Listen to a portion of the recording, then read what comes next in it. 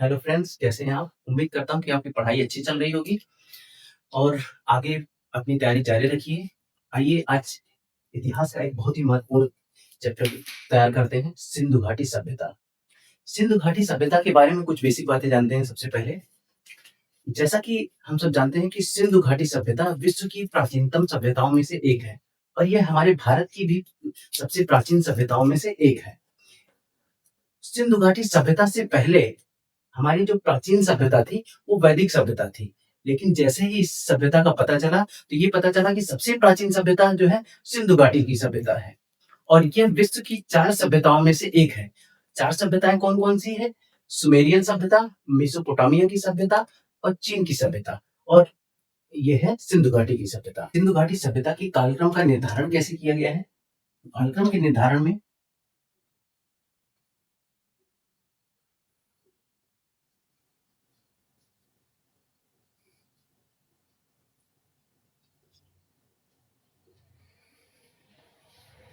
कालक्रम के निर्धारण में अलग-अलग विद्वानों ने अपना अलग-अलग मत दिया है। जैसे सर जॉन मार्शल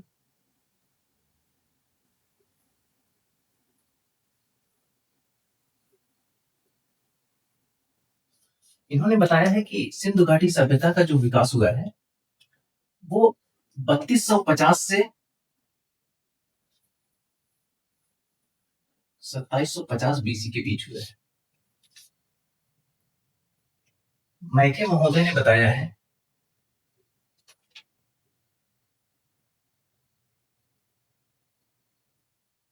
मैके महोदय ने बताया है इसका विकास 2800 से 2500 बीसी के बीच हुआ है। फादर एच हेरास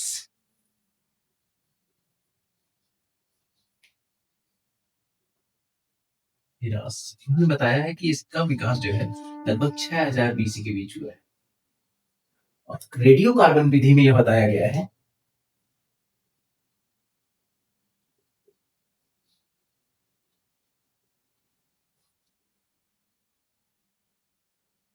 इसका विकास जो है 2350 से 1750 बीसी के बीच हुआ है और डीपी अग्रवाल ने बताया है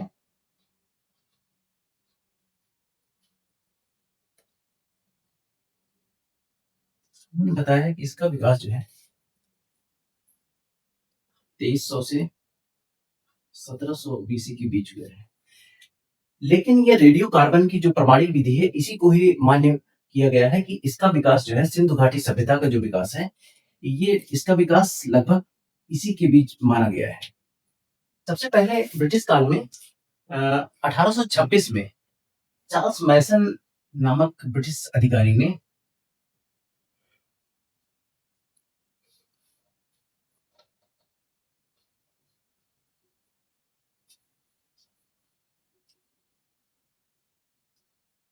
चार्ल्स मैसन नामक जो ब्रिटिश अधिकारी थे इन्होंने पाकिस्तान क्षेत्र का दौरा किया और वहां पर उन्होंने एक टीले का पता लगाया। इस प्रकार से एक टीले का पता लगाया लेकिन ये पूरी तरीके से ये खोज नहीं कर पाए, इस बारे में जानकारी ये पूरी तरीके से इकट्ठी नहीं कर पाए, इसलिए आगे चलकर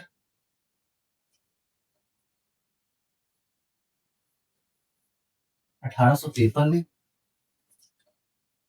कनिंग कनिंघम के नेतृत्व में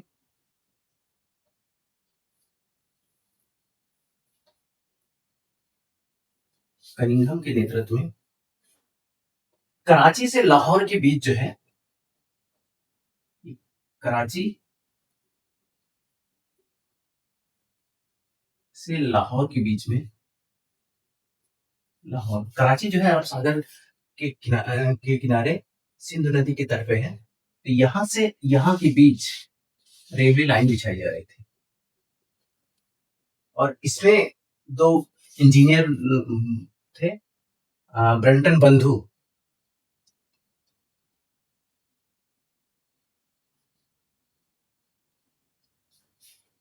एक का नाम था जॉन ब्रंटन और दूसरे का नाम था विलियम ब्रंटन। तो ये दो भाई जो है इस क्षेत्र में रेलवे लाइन बिछाने का कार्य चल रहा था, तो इन्होंने ये पाया जब रेलवे लाइनें बिछाई जा रही थी, तो उन्होंने पाया कि यहाँ पर कुछ ईंटें जो है निकाल के इसमें लगा दी गई। तो उन्होंने ये देखा कि यहाँ पे इससे पहले कोई बस्ती थी या कोई बड़ा प्राचीन नगर था, लेकिन इन्होंने ये ध्यान नहीं दिया। आगे चल के 1902 में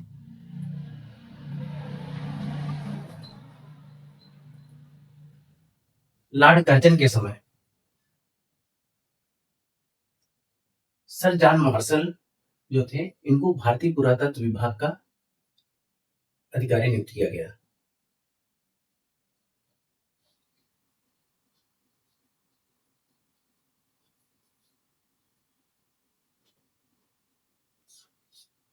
इन्हीं के नेतृत्व में 1921 में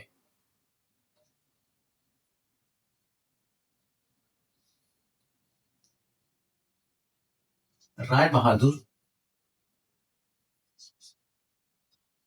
दयाराम साहनी के नेतृत्व में की अध्यक्षता में हड़प्पा जो पाकिस्तान का क्षेत्र है वहां पर इसकी खुदाई की गई। हड़प्पा की खुदाई की गई। इसके बाद 1922 में राखन दास बनर्जी द्वारा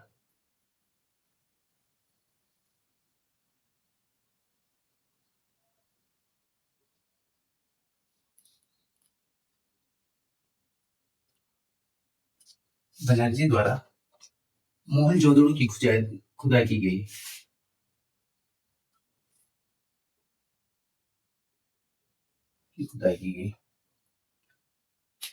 तो ये था सिंधु घाटी सभ्यता की खोज के बारे में। अब आइए चलते हैं थोड़ा सा देख। आइए देखते हैं अब इसके नामकरण कैसे किया गया है। नामकरण को देखते हैं।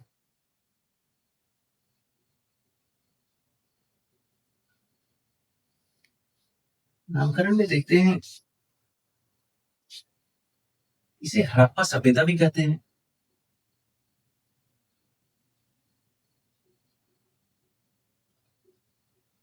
हड़प्पा सभ्यता कहते हैं। इसे सिंधु घाटी सभ्यता कहते हैं।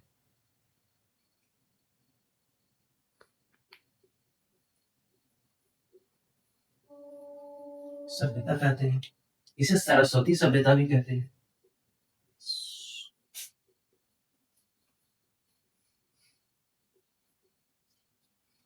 इसे प्रथम नगरी क्रांति भी कहते हैं।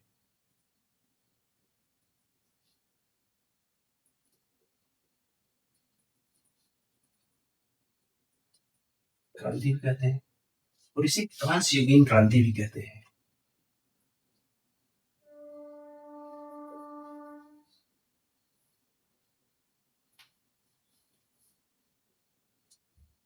क्रांति कहते हैं। तो हड़प्पा सभ्यता इसलिए भी कहते हैं क्योंकि प्रारंभ में की खुदाई जो है हड़प्पा सभ्यता हड़प्पा नामक जगह पे की गई जो पाकिस्तान में है।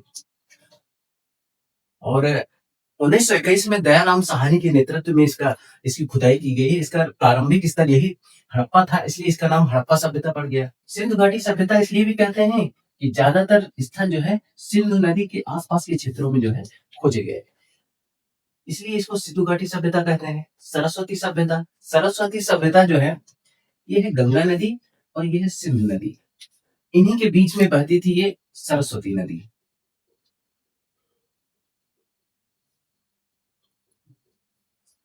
और यहाँ पर लगभग 1100 स्थलों की खोज की जा चुकी थी और स्वतंत्रता के बाद लगभग 1500 स्थलों की खोज की जा चुकी है। तो सरस्वती नदी के आसपास काफी क्षेत्र इसके खोजे गए, इसलिए इसे सरस्वती सभ्यता भी कहते हैं। और प्रथम नगरी क्रांति क्यों कहते हैं? क्योंकि जो पुरानी सभ्यताएं थी, सुमेरियन सभ्यता या मेसोपोटामिया की सभ्यता, वहां से वहां पर कच्ची ईंटों का प्रयोग होता था। यह प्रथम नगरी क्रांति इसलिए भी यहाँ पर पक्की ईंटों का प्रयोग किया गया, यहाँ पर मकराकार ईंटों का भी प्रयोग किया गया। यहाँ पर जो है नगर नियोजन पद्धति भी बहुत अच्छी थी, सड़कें जो है एक दूसरे को समकोण पे काटती थी, इसलिए इसे जो है प्रथम नगरी क्रांति भी कहा गया। और कांस्य युगीन क्रांति इसलिए भी कहते हैं कि पाषाण जो काल था वहां पर केवल तांबे की खोज हुई थी, लेकिन यहाँ पर क्या हुआ कि तांबा और टिन इसे मिलाकर जो है कांसे का निर्माण किया गया। कांसे का निर्माण किया गया, इसीलिए यहाँ और ज्यादातर चीजें यहाँ पर जो खोजी गई हैं वह कांसे की बनी हुई, इसलिए इसे कांस्य युगीन सभ्यता भी कहते हैं। आइए देखते हैं इसके उद्भव के बारे में।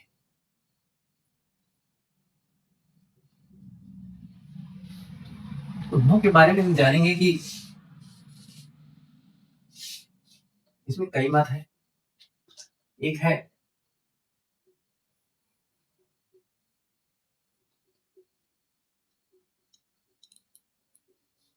मेसोपोटामिया सभ्यता,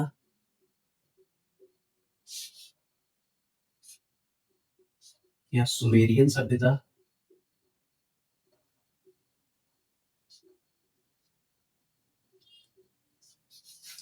दूसरा है ईरानी ईरानी बलूचिस्तानी सभ्यता, तीसरा है सोथी संस्कृति।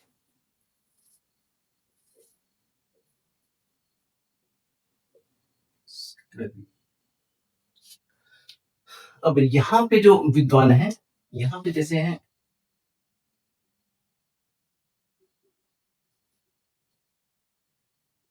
जॉन मार्शल, क्रेमर,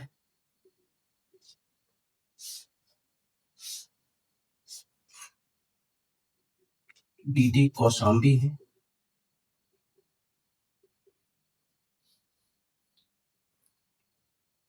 यहाँ पे है गार्डन चाइल्ड,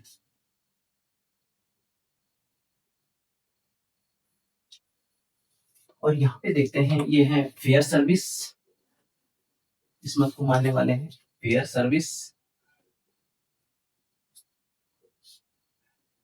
और रोमिला थापर।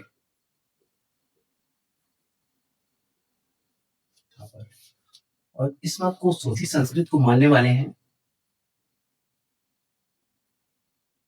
एस टी संकालिया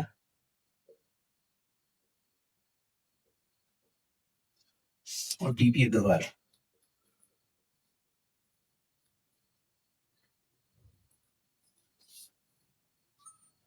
तो जो मेसोपोटामिया और सुमेरियन सभ्यता है, इनके विचारों को मानने वालों को हम कहेंगे विदेशी मत, विदेशी मत। और ईरानी बलूचिस्तानी और ये सूथी संस्कृत, इनको मानने वालों को हम कहेंगे देसी मत, देसी मत। अब विदेशी मत में जो क्रेमर है, ये बताते हैं कि 3200 ईसा पूर्व मेसोपोटामिया या सुमेरियन सभ्यता के लोग यहाँ पर आए भारत में, और इन्होंने इस सभ्यता को विकसित किया।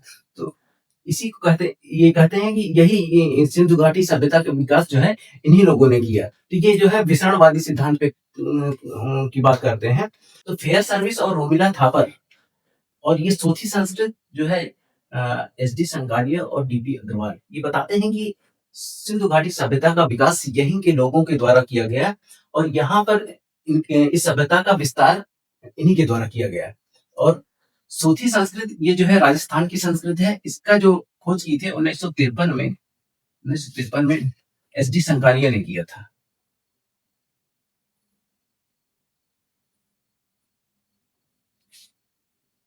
इसी प्रकार से ये गार्डन चाइल्ड ये भी यही बात बताते हैं कि बाहर से लोग आए और यहाँ पर इन्होंने सिंधु घाटी सभ्यता का विकास किया। आइए देखते हैं सिंधु घाटी सभ्यता की विशेषता क्या थी।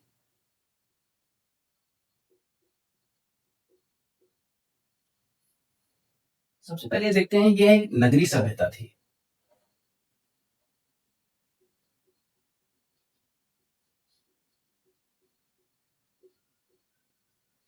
नगरी सभ्यता इसलिए भी थी कि इससे पहले जो सभ्यताएं थी वो ग्रामीण सभ्यता थी, और सिंधु घाटी सभ्यता जो थी इसे नगरीय सभ्यता इसलिए भी कहेंगे क्योंकि इसे नगरीय सभ्यता इसलिए भी कहेंगे कि नगरों का प्रारंभ लगभग सिंधु घाटी सभ्यता से ही माना जाता है, क्योंकि यहाँ पर हम देखेंगे कि जो नगर नियोजन पद्धति थी बड़ी सुचारू सुव्यवस्थित थी।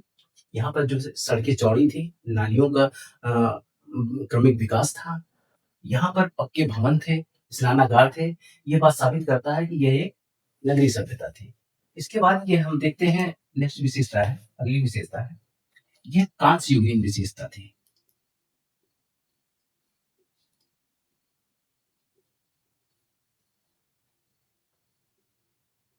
सभ्यता थी। पाषाण युग में हम देखेंगे कि तांबे का विकास जो खोज हो चुकी थी, और यहाँ पर हम देखेंगे कि तांबे के साथ जो है टिन को मिलाकर तांबा और टिन को मिलाकर एक नई धातु का आविष्कार किया गया, जिसे कांसा कहा गया।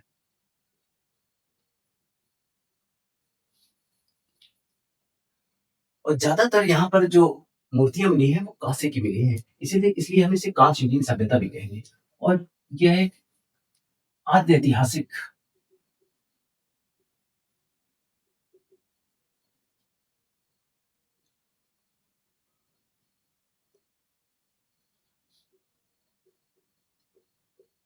ये एक आद्य ऐतिहासिक सभ्यता थी। आद्य ऐतिहासिक सभ्यता इसलिए भी कहते हैं क्योंकि यहाँ पर जो लिपियां प्राप्त हुई हैं उन्हें पढ़ा नहीं जा सका। इसके अलावा यह एक विस्तृत सभ्यता थी।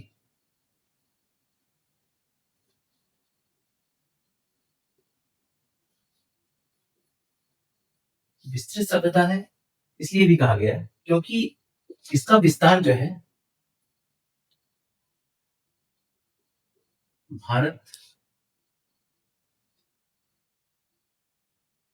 पाकिस्तान, अफगानिस्तान,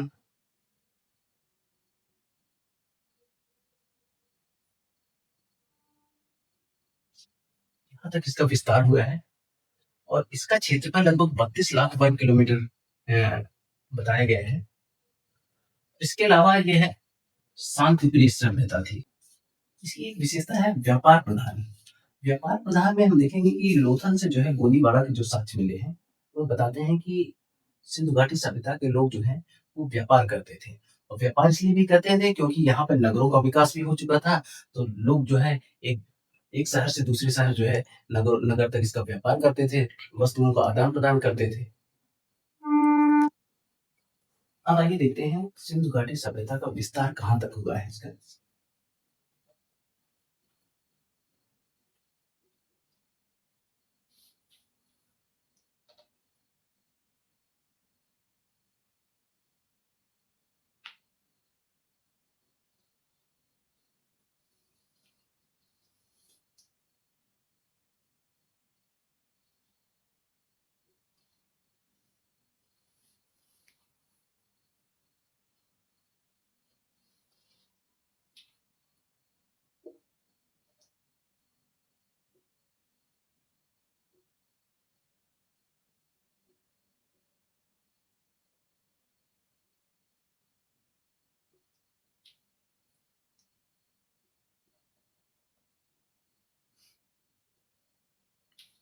पाकिस्तान,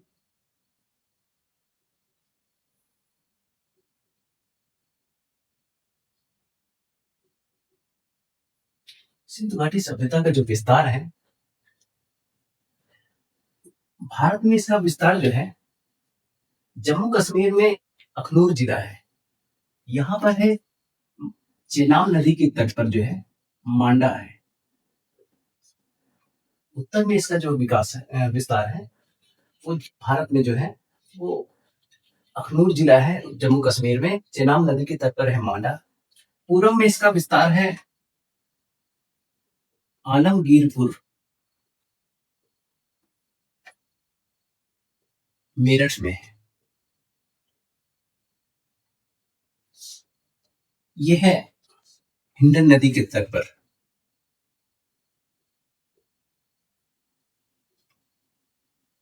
और महाराष्ट्र में है गोदावरी की सहायक नदी है प्रवरा, यहाँ पे है दैमाबाद।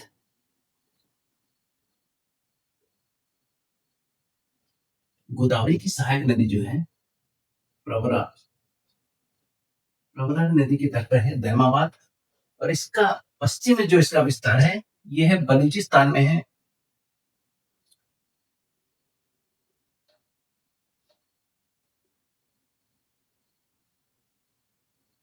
स्थान में एक जगह है सुदका गेंडोर, सुदका गेंडोर, ये है दास नदी के तट पर, महाराष्ट्र नदी के तट। तो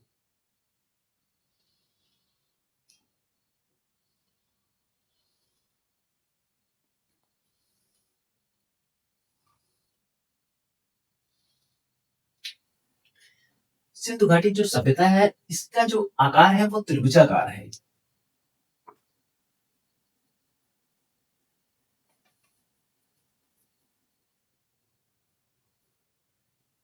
त्रिभुजाकार, उत्तर से दक्षिण की इसकी लंबाई है 1400 किलोमीटर, और पूर्व से जो पश्चिम में इसकी लंबाई है 1600 किलोमीटर, और इसका जो विस्तार है लगभग 13 लाख वर्ग किलोमीटर में है।